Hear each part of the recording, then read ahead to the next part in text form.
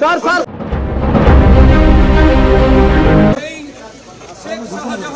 আপনি কিছু বলবেন?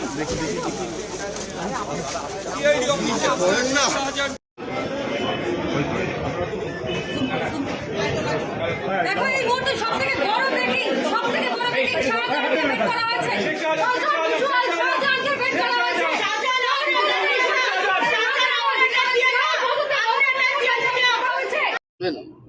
Pleas to you so that Sheikh Shahjahan should be arrested and peace and normalcy as a regime. Now, what is your next plan about Sandesh you would like to visit again? Today, as soon as this report came out, women from Sandesh Kali started calling me over phone. They are all excited about the happening. They said they thought it will never happen. Now confidence has been restored. The inner strength of the women have been rekindled. That is why they are willing to resist, and they are succeeding in the resistance. Now the civil society, the government, all the stakeholders, political parties, silent majority, media, all should stand together to see that such incidents do not take place in society. What the women of Sandesh Kali wanted was peace with honor, but our honor was in pieces. That has been restored. We should now build on this plus point. Like Sandesh Kali and in particular case of Sheikh Shahjahan, you have to Sorry, put in English. Say it, not English.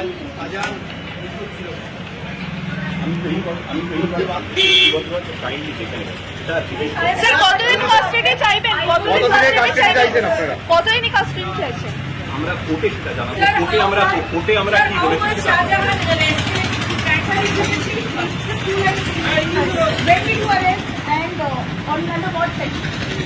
sections we find from court, but Sheikh Shahjahan, one of the principal accused in a case which happened on 5th January 2024, where ED officers were assaulted during the course of a raid they were conducting in Najar police area. We have arrested Sheikh Shahjahan yesterday night from Meenaka police area. We have forwarded Sheikh Shahjahan to the Bashirat court. That he will be placed before the magistrate. We'll ask for police remand and let's see how it goes. Thank you. Not in this case. In this case, the complaint did not pertain to 354 at all. Any sexual assault case against Shahjahan sir till now? There have been many cases. I don't remember the exact nitty-gritties of all the cases. There have been many cases after 7th, 8th or 9th February. What are your But like I said, let me reiterate, all those cases which have been registered since 8th or 9th February, they pertain to incidents which had taken place 2 or 3 years back. And investigating them, gathering evidence, marshalling evidence takes time, takes a reasonable amount of time, particularly in terms of cases which had happened 2 years back. But this was a case, the case in which he has been forwarded, it took place, as you all know, on 5th January during the course of an ED raid in Najar police area. গতকালকে tweet করে বলেছে যে আপনাদের সঙ্গে শাহজাহান শেখের একটা negotiation হচ্ছে 5 star treatment পাওয়ার জন্য, তারপরই নাকি আপনারা অ্যারেস্ট করবেন, এটা বিরোধী দল নেতা টুইট করে। I mentioned as much. No, I mentioned as much. There was a stay. There was a stay on certain cases, and particularly in this case also, in which he has been arrested. ED had applied to the Honorable High Court seeking for a stay in investigation, and that prayer was granted by the Honorable High Court. So we had legal compulsions to arrest him in that particular case. But a couple of days back, the Honorable High Court made it amply clear that there is no bar on arrest. Following that instruction, over the last 2 days, we have been holding raids. And yesterday night, on the basis of secret source information, like I mentioned, that we reiterate, we have arrested Sheikh Shahjahan from Meenaka police area, and he has been forwarded to the court. Thank you. দেখুন, শেখ শাহজাহান গ্রেফতার হয়েছে। রাজ্য পুলিশের পদক্ষেপকে আমরা স্বাগত জানাচ্ছি। আমাদের সর্বভারতীয় সাধারণ সম্পাদক অভিষেক বন্দ্যোপাধ্যায় তিনি দৃষ্টি আকর্ষণ করে বলেছিলেন, আদালত মহামান্য হাইকোর্টের রায়ের একটি অংশের জন্যই পুলিশের হাত পা বাঁধা হয়ে গেছে, পুলিশ এ সংক্রান্ত মামলায় কোনো পদক্ষেপ নিতে পারছে না। অভিষেক বিষয়টি সামনে আনার পর আদালত সেই বিধিনিষেধ সেটা প্রত্যাহার করেন এবং পুলিশকে কাজ করার ছাড়পত্র দেন। পুলিশ প্রশাসনের প্রতি আমাদের পূর্ণ আস্থা ছিল, ফলে আমরা আশা প্রকাশ করেছিলাম আত্মবিশ্বাসের সঙ্গে যে দ্রুততম গতিতে এই শাহজাহান গ্রেফতার হবে, সেটাই হয়েছে। এবার পুলিশ তো তার কর্তব্য করলো। এবার সিবিআই নারদায় এফআইআর নেমড শুভেন্দু অধিকারীকে গ্রেফতার করুক। অ্যালকেমিস্ট নিয়ে ইডি তদন্তে নেমেছে, অ্যালকেমিস্টের ব্র্যান্ড অ্যাম্বাসাডার মিঠুন চক্রবর্তীকে গ্রেফতার করুক। মহিলা কুস্তিগির সাক্ষীদের উপর অসভ্যতা করে শ্লীলতাহানি করেছে বিজেপি সাংসদ ব্রিজভূষণ, তাকে গ্রেফতার করুক। আর নির্মলা সীতারামন এত বড় বড় কথা বলে গেলেন, অথচ দেশের ব্যাংকগুলো থেকে হাজার হাজার লক্ষ লক্ষ কোটি টাকা লুট করে যারা বিদেশে রয়েছে, সেই ব্যাংক লুটেরাদের গ্রেফতার করে আনো। রাজ্য পুলিশ দেখিয়েছে, কথা রেখেছে। মুখ্যমন্ত্রীর নেতৃত্বে অভিষেক বন্দ্যোপাধ্যায়ের সেনাপতিত্বে সরকার এবং দল চলছে। এবার কর্তব্যটা সিবিআই ইডি কি করে সেটা দেখারও আমরা অপেক্ষায় আছি। 57 দিন শেখ শাহজাহান গ্রেফতার, আপনার প্রথম প্রতিক্রিয়া জানতে চাই। না, পুলিশের হাতে দায়িত্ব দিতে একটা ছিচকে মস্তানকে ধরতে 57 দিন লাগলো, তাহলে যারা বড় বড় ঘুরে বেড়াচ্ছে রাঘব বোয়াল, তাদেরকে পুলিশ তো কোনোদিন ধরবে না।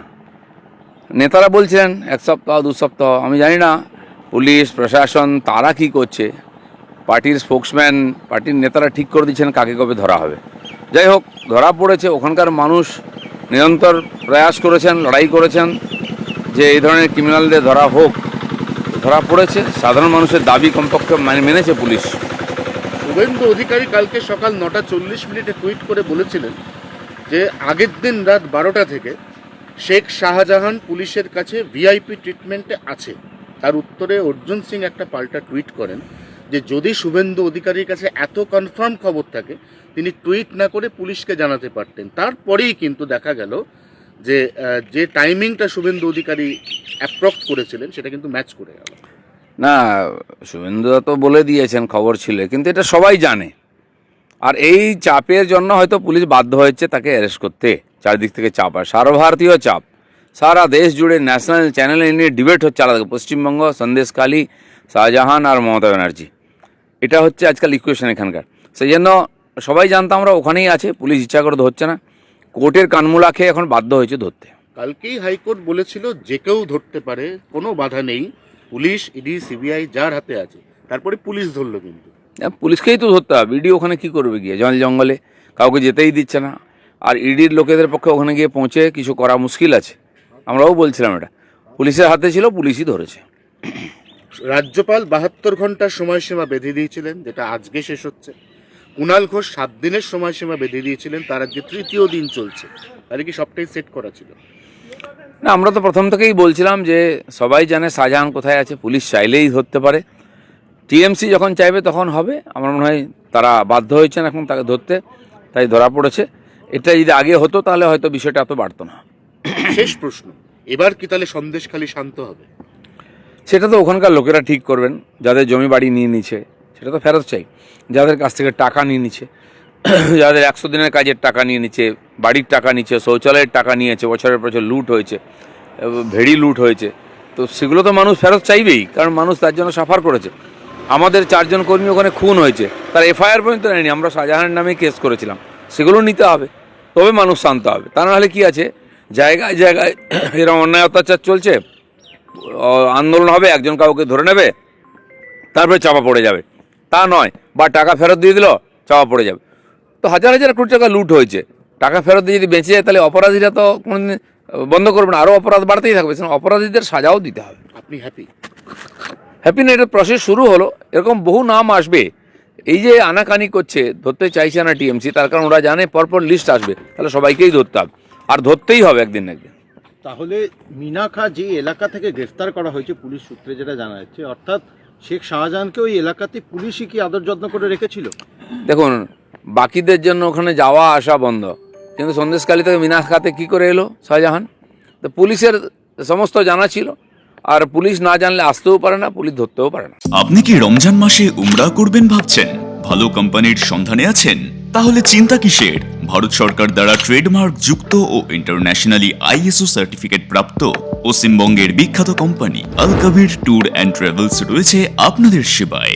আমরা যে সমস্ত অতিরিক্ত পরিষেবাগুলি দিয়ে থাকি সেগুলি হলো পাসপোর্ট তৈরি, সিম কার্ড, তায়েফ জিয়ারাত, এহরাম, জামাকাপড় ধোয়া এবং মাথা মুন্ডন, সমস্ত কিছু একদম ফ্রি। 5 থেকে 10 মিনিটের দূরত্বে কাছাকাছি হোটেল এবং সঙ্গে রয়েছে বুফে সিস্টেমে খাওয়া দাওয়া ও হাজিদের জন্য ট্রেনিং এর সুব্যবস্থা। সারা রমজান মাসের জন্য 33 দিনের প্যাকেজ রয়েছে মাত্র 1,85,000 টাকায় এবং প্রথম ও শেষ 15 রোজার প্যাকেজ রয়েছে 1,65,000 টাকায়। রমজান মাসে উমরা গ্রুপের জন্য বুকিং চলছে। হেড অফিসের WhatsApp helpline number 6290336622। Like share follow করুন আমাদের ফেসবুক পেজ RGM নিউজ ও ফলো করুন ইনস্টাগ্রাম ফলো করুন আমাদের RGM নিউজ। সঙ্গে থাকতে দেখতে থাকুন RGM নিউজ, আপনার এলাকার খবর সবার আগে।